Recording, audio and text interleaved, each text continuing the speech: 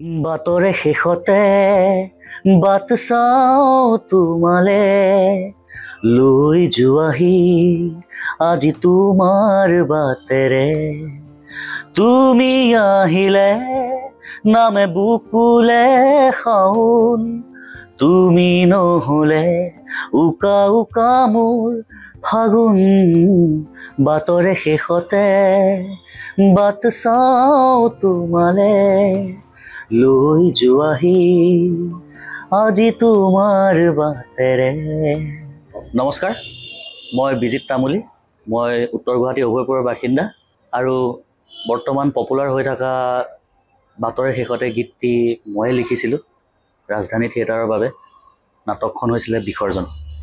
সেইটো আমাৰ কাৰণে কল্পনা কৰিব নোৱাৰা কথা এটা, কোনোদিন ভাবা নাছিলোঁ। আৰু এইটো একচুৱেলি ৰাজধানী থিয়েটাৰৰ কাৰণে লিখা হৈছিলে কমপ্লিটলি ৰোমেণ্টিক এটা চিটুৱেশ্যন আছিলে। মোক তেনেকৈ গানটো দিয়া হৈছিলে, জয়ন্ত দাই দিছিলে। জয়ন্ত দা গানটোৰ সৃষ্টিকৰ্তা, তেওঁ সুৰ কৰিছিলে। আমি একেলগে ডিছকাছ কৰিছিলোঁ কেনেকুৱা ধৰণৰ গান হ'ব লাগে। তেওঁ কৈছিলে যে একো নাই, তই কমপ্লিট এইটো এটা ৰোমেণ্টিক গান লিখি যোৱা।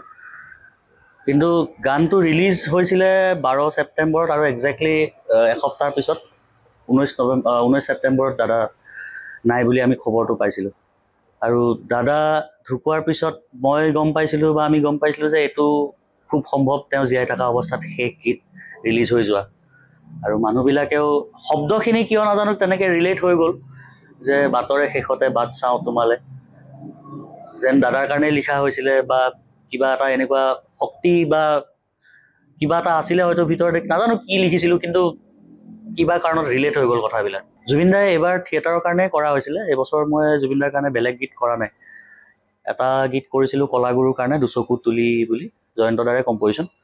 আৰু এটা কৰা হৈছিলে এইটো বাটৰে শেষতে ৰাজধানী থিয়েটাৰ বিসৰ্জন নাটকখনৰ কাৰণে, জয়ন্ত দাৰে কম্প'জিশ্যন দুটা। জুবিন দাৰ কাৰণে মই এতিয়ালৈকে হয়তো 8-10টামান গান লিখিছোঁ লিখাৰ ক্ষেত্ৰত। আৰু মোৰ এটা কম্প'জিশ্যন আছিলে বহুত আগতেই, সেইটো কম্প'জিশ্যন প্লাছ লিৰিক্স মোৰে আছিলে। সেইটো জুবিন দাই গাইছিলে গোটেই 2011 চনতে। জুবিন দা নোহোৱা হোৱা অৱস্থাত এতিয়া যিখিনি ন্যায় প্ৰক্ৰিয়া বা আমি ন্যায় বিচাৰি আছোঁ তেওঁৰ কাৰণে, তাত এজন মানুহৰ নাম বাৰে বাৰে আহে বা মোৰো মনলৈ আহে, সিদ্ধাৰ্থৰ কথাটো আহে মনলৈ। সিদ্ধাৰ্থ, কাৰণ যিহেতু তেওঁৰ মেনেজাৰ আছিলে বা তেওঁ এনি টাইম তেওঁৰ লগত থাকে, কাকো ওচৰ চাপিব নিদিয়ে, তেওঁ নিজে দায়িত্বটো ল'ব লাগিছিলে। মই ভাবোঁ তুমি কাকো ওচৰত যাব নিদিয়া, তুমি দাদা গোটেইখিনি তুমিয়ে জানা, আৰু সেইখিনি সময়ত তুমি আছিলা তাতে, তুমি দায়িত্বটো ল'ব লাগিছিলে। তেওঁৰ মতে তেওঁৱে জুবিন গাৰ্গৰ মেইন মানুহ, তেওঁ জুবিন গাৰ্গতকৈ ওপৰত বুলিয়ে ভাবে হয়তো নিজকে।